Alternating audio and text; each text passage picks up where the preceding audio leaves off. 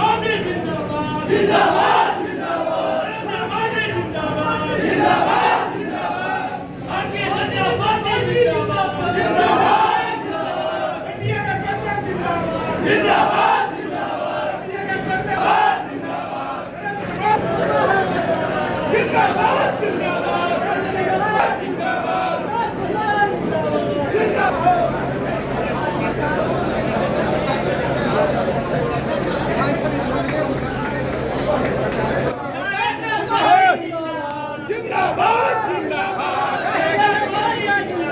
जिंदाबाद जिंदाबाद जिंदाबाद जिंदाबाद जिंदाबाद, राष्ट्रीय लोक मोर्चा जिंदाबाद जिंदाबाद जिंदाबाद, जिंदाबाद जिंदाबाद जिंदाबाद, नरेंद्र मोदी जिंदाबाद जिंदाबाद जिंदाबाद, इंडिया गठबंधन जिंदाबाद जिंदाबाद जिंदाबाद, जिंदाबाद जिंदाबाद जिंदाबाद, नीतीश कुमार जिंदाबाद जिंदाबाद। विधायक प्रहलाद यादव जी मुंगेर लोकसभा के भाजपा के प्रभारी, राजेंद्र सिंह जी जो हमारे प्रदेश के उपाध्यक्ष भी हैं, मुंगेर लोकसभा के भाजपा के संयोजक संजय जी, लखीसराय के भाजपा के जिलाध्यक्ष दीपक जी, लखीसराय के जदयू के जिलाध्यक्ष रामानंद मंडल जी, लोजपा के जिलाध्यक्ष अजय सिंह जी, हम पार्टी के जिलाध्यक्ष सुरेंद्र मांझी जी, आरवन के जिलाध्यक्ष विनोद कुशवाहा जी, रितेश जी, जदयू के प्रदेश उपाध्यक्ष बास्की बाबू, आज एनडीए गठबंधन के नेता महेंद्र यादव जी, सम्मानित मंच, यहाँ उपस्थित सभी एनडीए गठबंधन के कार्यकर्ता बंधु, बहुत देर से बैठे हैं, गर्मी भी लग रहा है। ललन बाबू का साथ फिर एक बार उस हॉल में बैठेंगे।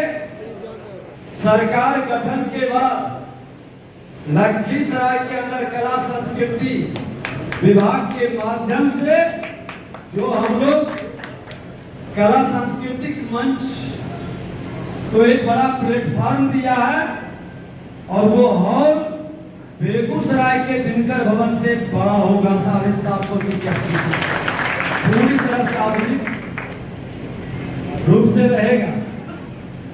लखीसराय के अंदर विस्तार विकास की गति बढ़ी। पहला चुनाव मेरे जिंदगी का 2003 का था। कई लोग यहाँ दिखाई पड़ रहे हैं कि वो चुनाव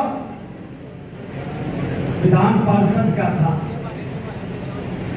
लोकल बॉडीज का चुनाव था, और चुनाव भी बड़े मजेदार था। मैं जिंदगी में बार का भी चुनाव नहीं लड़ा था। पार्टी में बैठक हुई, सब लोगों ने कहा कि एक उम्मीदवार दे दीजिए, लड़ाना तो है, मतलब लड़ाना है, इसलिए एक उम्मीदवार खोजा जा रहा था। इधर मुंगेर का, जमुई का, लखीसराय का, शेखपुरा का। तो हुआ कि एक उम्मीदवार इसी को बना दे। मैं लखीसराय को छोड़ करके कभी काल शेखपुरा से देखा नहीं था। चलिए, याद होगा हमारे स्वर्गीय ब्रजेश बाबू नहीं रहे, विनय यादव जी मुंगेर, राजकिशोर जी जमुई, और शेखपुरा के अभी जो प्रभाकर है उसके बाबा सिद्धानी बाबा, सब मिलके कहे कि आप चिंता मत करिए। और एक गार्जियन के रूप में प्रसिद्ध बाबू थे, कहे कि हम है ना, का चरमोत्कर्ष था, माहौल भय का था, अपराधियों का बोलबाला था, नवरात्रा भी, लेकिन उसके बावजूद आप इतनी बड़ी संख्या में यहाँ उपस्थित हुए, इसके लिए हम आपका अभिनंदन करते हैं, आपका आभार व्यक्त करते हैं। समय काफी हो गया, 6:30 बज गए, आपको घर भी जाना है, और जो लोग शाम का अर्घ नहीं दे पाए होंगे उनको सुबह का अर्घ भी देना है। तो इसलिए हमको कोई लंबा भाषण नहीं देना है, विस्तार से विजय बाबू ने, जो माननीय उप मुख्यमंत्री, उन्होंने आपको बता दिया। हमको सिर्फ 2-3 बात कहनी है। एक बात तो मुझको ये कहनी है कि युद्ध की घोषणा जब हो जाए तो युद्ध के घोषणा के बाद युद्ध के मैदान में युद्ध किया जाता है, भाषण उसन का बहुत स्कोप नहीं रहता। और युद्ध का घोषणा हो गया है, हम लोग को युद्ध के मैदान में पूरे मजबूत आत्मबल के साथ उतरना है और अपने विरोधी को मुंहतोड़ जवाब देना है। और जिस तरह मछली के आंख है, वैसे ही तीर मछली के आंख पर रखना है। और जो विजय बाबू ने कहा कि आदरणीय प्रधानमंत्री जी ने 400 पार का जो नारा दिया है, वो लक्ष्य है, उस लक्ष्य को प्राप्त करने के लिए आगे बढ़ना। आदरणीय प्रधानमंत्री जी ने लक्ष्य दे दिया है।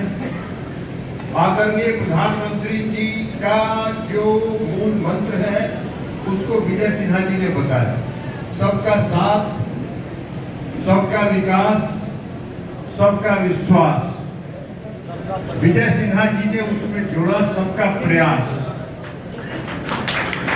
तो इसका क्या मतलब है? बिहार के मुख्यमंत्री, हम सबों के नेता आदरणीय नीतीश कुमार जी का नारा है, न्याय के साथ विकास।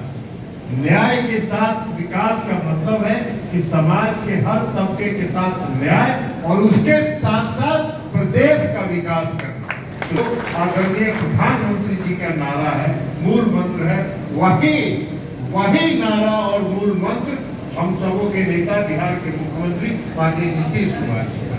तो पूरा समन्वय तो है ही, पूर्ण समन्वय है। आदरणीय नेतृत्व के बल पर हम लोगों को तीसरी बार फिर से आदरणीय नरेंद्र मोदी जी को प्रधानमंत्री से आगे बढ़ रहा है। देश जिस विकास की गति को प्राप्त कर रहा है, उस गति को और तेज करने के आज हमारा देश अर्थव्यवस्था में पूरे विश्व में 5वें स्थान पर है। आदरणीय प्रधानमंत्री तीसरे स्थान पर पहुंचा के देश को विकसित राष्ट्र के रूप में पहुंचाना। कितना बड़ा लक्ष्य है, कितना बड़ा लक्ष्य है। और उस लक्ष्य को प्राप्त करने के लिए उन्होंने गारंटी दी। आज तक मोदी जी ने जो बात कही है, उसको सब काम को पूरा किया उन्होंने। कोई जनता से ऐसा कोई वादा नहीं किया जो उन्होंने पूरा नहीं किया। हर वादा, हर घर तक केंद्र सरकार की योजना पहुंची। जिस तरह बिहार की योजना, जिसकी चर्चा विस्तार से विजय बाबू ने की, हम उसको दोहराना नहीं चाहते, इसलिए कि उसमें समय लगे। इन्होंने परिवर्तन की बात बताई, कैसे बिहार में विकास। और आपके विपक्ष में जो खड़ा है, वो तो बिहार के बदहाली का दोषी। कहां था बिहार? सड़क का, अस्पताल का, शिक्षा का, सबकी चर्चा विजय बाबू ने की।